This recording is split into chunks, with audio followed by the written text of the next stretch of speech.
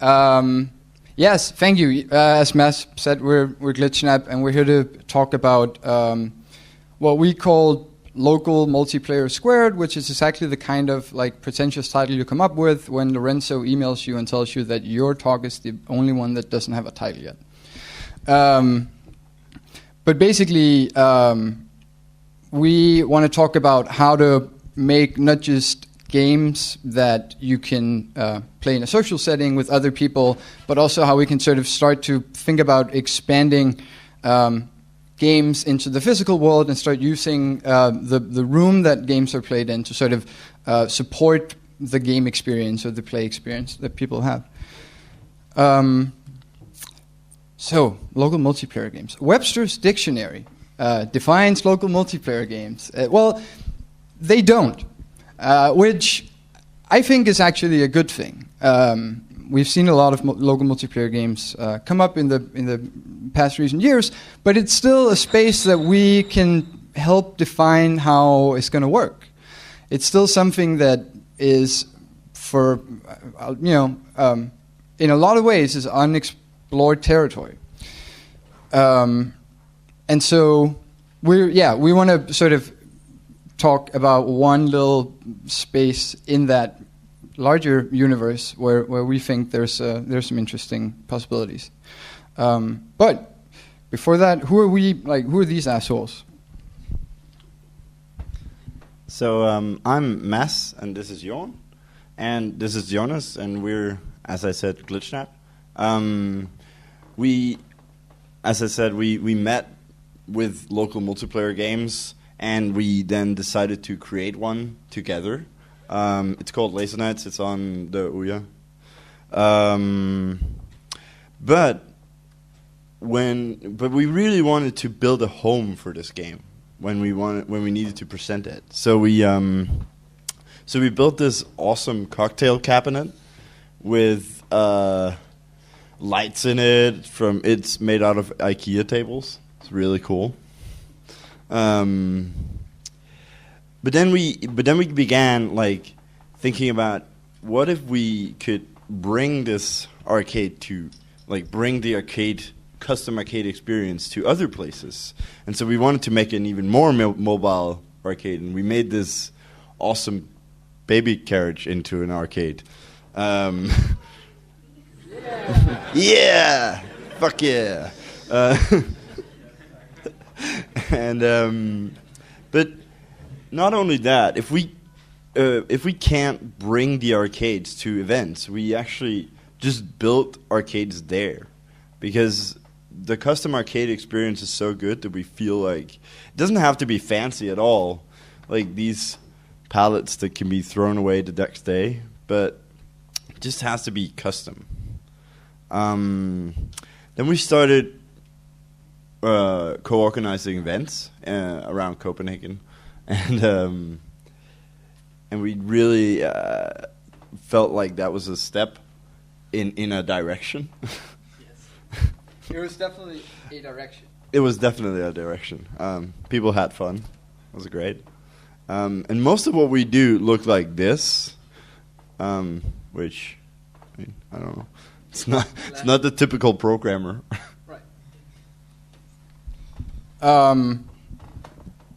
Thanks, Mads.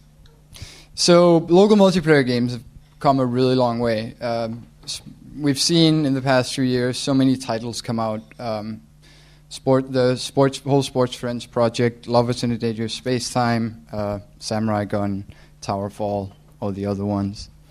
And it's something that was gone for a while, and then it came back, and people were apparently their minds were blown by the fact that you could now play in the same room together again for some reason. And it's really on the up and up. Ben Couture called it a revolution, which, while true, we've seen a bunch of titles and projects like, or events like these popping up.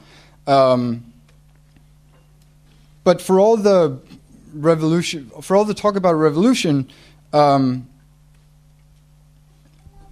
a lot of what happens with the setting of local multiplayer games. When you experience a game with people in the same room, often you sit on a couch, or you stand around a computer, or you stand around a table like we're doing here, and typically you're using one of these. And what all these have in common is that they're super complicated for a lot of the games that they're used to, and they can also feel somewhat alienating to people who aren't already invited into the in crowd of people who play quote unquote video games. And so, if local multiplayer games are supposed to be something that that is an inviting thing that you share with people, the way you interface with them is like extremely important, and the setting and the interface that you have to work with these games are crucial, right?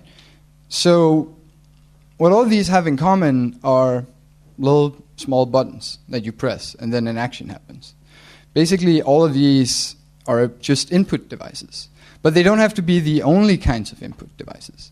In fact, we think they're somewhat terrible input devices. Yeah. Thanks. So one of my favorite quotes that came out of Nordic Game this year was Steve Curran saying, "Keyboards are for writing suicide notes, not for dancing." And I think that really illustrates, obviously it's a dramatized quote.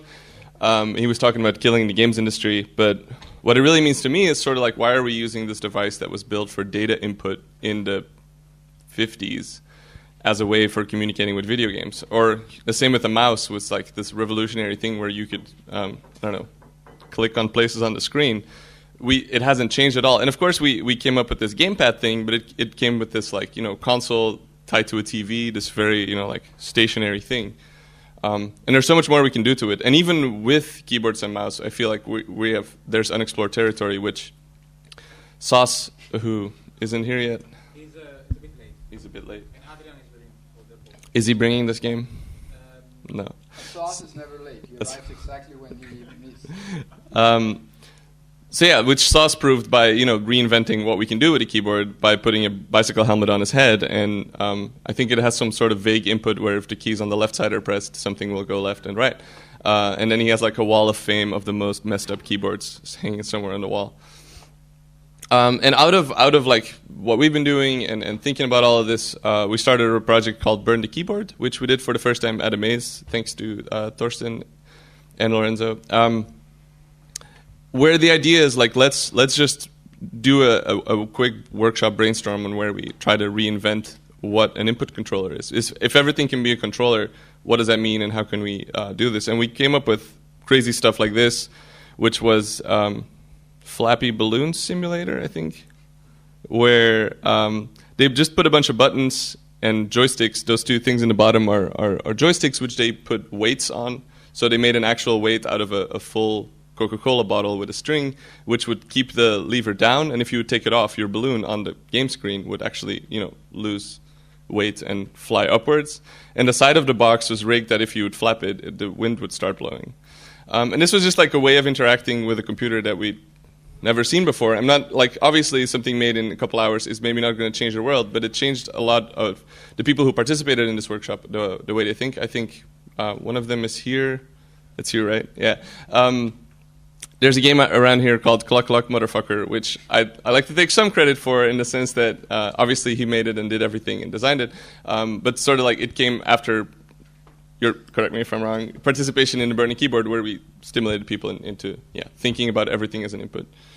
And the coolest thing is that we live in this weird age where everything is ridiculously easy if you just know where to look, that this is literally all you need to understand. And I don't know, if you've ever done electronics, this shouldn't look too complicated. If you haven't, it might be daunting. But there's, a bunch of wires you need to connect. I could explain it to you in less than 2 minutes. And that's all you need to know to just rig anything. You could make stuff you can jump on, or ceilings to kick, or whatever. A great example of using something incredibly simple for reinventing video games is what George did with Punch the Custard.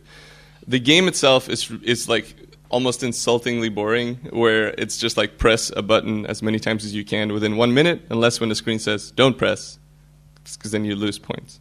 For 2 players, like that would maybe be fun once in your entire lifetime. There's nothing very exciting about the digital part of the game, but he made it interesting by, instead of pressing a button, you punch a bowl of custard. And it's even more intricate than that. Have you ever punched custard? So custard becomes this, if done right, if done by the custard master George, it becomes this non-Newtonian fluid, which means if you punch it fast enough, it doesn't stick to your hand, but if you do it too slow, it sticks. So there's this whole like extra element where if you mess up, you're gonna walk around the conference where you're playing this game with like a custard hand. And that's cool. That has nothing to do with the digital part of the game, and it's added through this simple way of doing things that looks more or less like this. Another example is the Slam of the Arcade Age. Simon Bachelier and his collective from Paris. Incredibly simple thing, but uses the physicality of the fact that these can move around, and it's another one of those ridiculously simple games where it says a color and you need to press that button really fast, but creates a whole space where these buttons will be flying around, falling on the floor. There's arms everywhere because you have 4 players at the same time, etc. And yeah, we owe a lot to Baby Castles as an inspiration for all the stuff we've been doing. One of the coolest things I think they did was a workshop in Rotterdam, which was before our time, but hearing about it was really cool. Where they basically just made controllers out of random stuff, like let's put an iPad in a teddy bear or strap it to the back of a toy turtle, and see what that does to the space around it. Instead of just, so the way you physically use the device is the same, but it creates an entirely different atmosphere, which was the same thing that happened to the Splintercade, the arcade we made out of pallets. It just fit the space so well because it was like an old World War II ship. So we made this thing out of trash that was basically could have been lying around on the deck. So embedding the game in the either space or in a teddy bear, I guess, smaller space.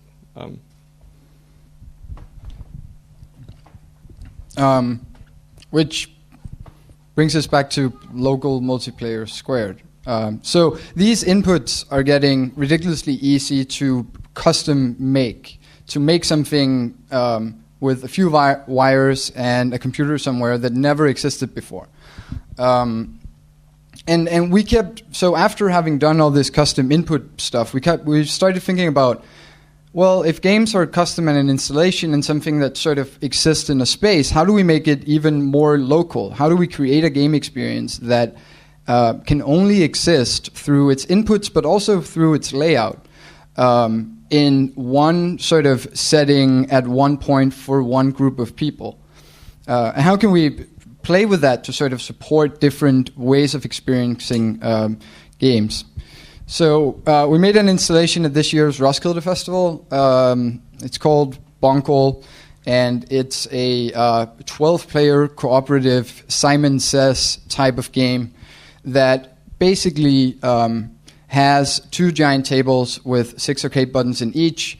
And on the screen, you see something like this, and when you hit a button of a certain color, that thing jumps, and then when you need to sort of hit the 3 buttons, or the 2 buttons, or the 1 button that are shown on the right beat. And it's in this room where you sort of you hear the music coming from inside, because Niklas Ström made like a brilliant techno high-powered soundtrack for this, because it was sort of at a festival where people would be drunk and would be like having a good time. So they were like drawn into this thing, and from the top of it, you see sort of, this is the layout of the room, where you have the 2 tables and you have like seating around it, and you end up with something that looks a little bit like this. These are people who do not know each other. It's very important to say. Like, people come into this room, and the whole point of the game was to create an experience that, in order to play the game in this room, you needed to interact with people that you probably didn't know. So in the game, you'll have, it's a little dark, but in the game, you'll sort of have these, like, now you need to press 3 red buttons. Well, one table only has 2 red buttons, and the other one only has 1. And if you come in with 3 friends and you're playing this, and people are sitting on the other end of the room, you need to communicate. You need to, at one point, like step up and be like, all right, who's got the red buttons? Okay, everybody, come on. All together now. You.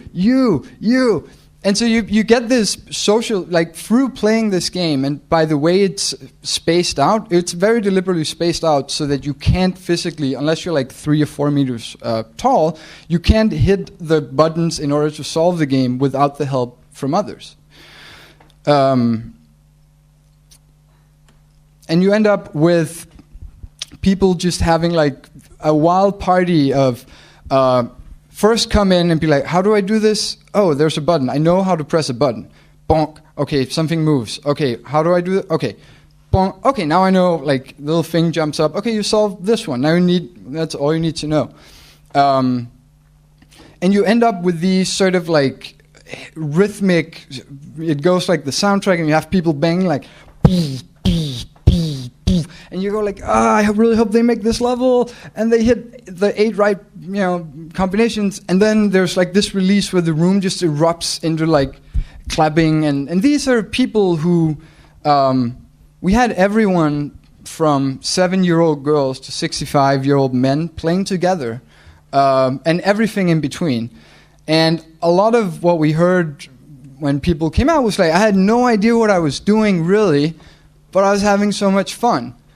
And so by playing this game and by using the space, thinking about not just having 12 small buttons lined up in front of a screen in order to solve it, but having giant buttons on big tables spaced so far apart from each other that you needed to cooperate. You got this social experience out of the game. And that's sort of what we want to... If we want to contribute or think that we can contribute something to the local multiplayer space, it's this idea of creating input devices and building them for a context that is inviting, that doesn't alienate people who don't think they can play video games. We've tried it being at Roskilde before with a game that you play with Xbox controllers, and when we gave them to people, they instantly just said, I don't know how to play video games. You're like, no, it's really like, it's just 2 buttons. And they're just like, no, I don't want to fuck up, I don't want to look dumb. But by using some of this technology that's getting trivially easy, we can create play experiences that are truly social, and are not just social for us who already knows a lot about video games, but for everyone. We can create something that doesn't look frightening or difficult to become, and we can design for spaces that support that intention of the game. Basically, and if there's one sort of like takeaway and one urge, something that we want you to start thinking about and urge you to do, it's to make game development look less like this and a little more like this. Thank you.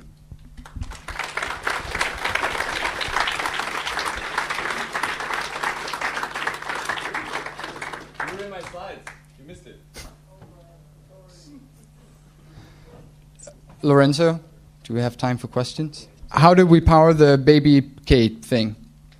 With a cable. A long cable. A long cable. But yeah, ideally we wanted to have a car battery in there, but we just haven't found someone who wanted to pay for the car battery. But ideally, yeah, it would be something you could move around. But for now, it's just powered by, plug. The main thing we gained from going from the IKEA table, which also had wheels, to the baby carriage was actually, we mainly wanted something with good wheels so that it wouldn't break, but what it ended up becoming was something we can like disguise as something that you can legally take on a bus. So like like getting it to the venue is like step one. Being able to just drive it around the street and play on it would be like another thing, but it's already done a lot for us by just being able to get it to places cheaply or easily, and store it in our apartments and stuff, because these things are made to be mobile. Yeah, why does the Wii suck? I don't know. I think I still feel like the Wii and the PlayStation Move are they're still alienating. To me, they still have buttons, and I'm not entirely sure how they work. And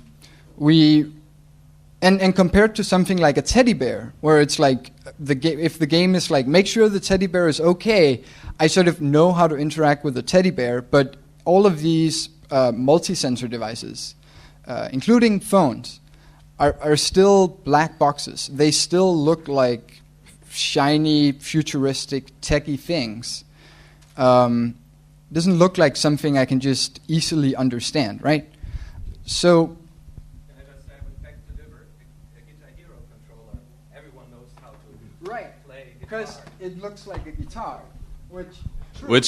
So he said a Guitar Hero controller looks like guitar. Everybody knows how to play it, which is also why Guitar Hero was really successful, and which is why Wii Sports is really successful. But is also why a lot of other Wii games weren't, to me, because the controller is designed to like move around, but it's designed still to move around between your couch and your TV, and to be staring at your device, which is what made Joust so revolutionary when they went away from the screen and started interacting with other people. And I'm sure there's more things we can innovate on when we stop thinking about it as a thing you use between your couch and your TV. At the same time, Doug said something interesting on Twitter recently when they started talking about the death of the Kinect, that Kinect was on its way out and stuff, and people started using it wasn't accurate enough as an argument, which is a misunderstanding of the potential of this device. It was maybe too accurate, or maybe it was enforcing you to do a specific thing with it, rather than exposing all of the things it can do and letting you figure out what to do with it. So the question was, how did we get the crazy installation to the Roskilde Festival? Well, we basically bought a bunch of wood, cut it into pieces, and put it in our car, and then we drove it to Roskilde and then we built it at Roskilde. Right. So we were asked to make something, to make a contribution for the art zone this year at Roskilde Festival, and that's so we got a budget for making some art, and that's what we did. It was really, regarding Roskilde Festival, it was really interesting because the year before, Roskilde Festival is separated into different zones that have a theme. And last year, we were invited to come and show off some of our other games in the Game City. And Game City was sort of there were some arcade machines and but also some obstacle course running, etc. But it was sort of the game. And we were bumped up to the art zone this year. So, if you ever aspire to be an artist, just fuck making video games. Make apparently it's art now. So we have that on, on good accord. So yeah. Sorry, one tiny thing in my very limited experience, usually when you want to do something, the event holders are going to let you. Whether they'll have funding for it is a different thing, but if you're the kind of person who enjoys these types of situations, you'll find them. And you can create them by coming up with dumb ideas and just finding the personal email of an event organizer and just spam them look, I want to come to your thing and build a thing. And they're going to be like, yeah, that sounds great. So, and for Roskilde, it was obviously a bit of a bigger organization, but it was still sort of the same conversation. Do you guys want to come and do a thing? Yeah, we'll do a thing. And is it completely cooperative? And yes, it is. So we screwed up a little bit in the design of the room. We had two separate tables.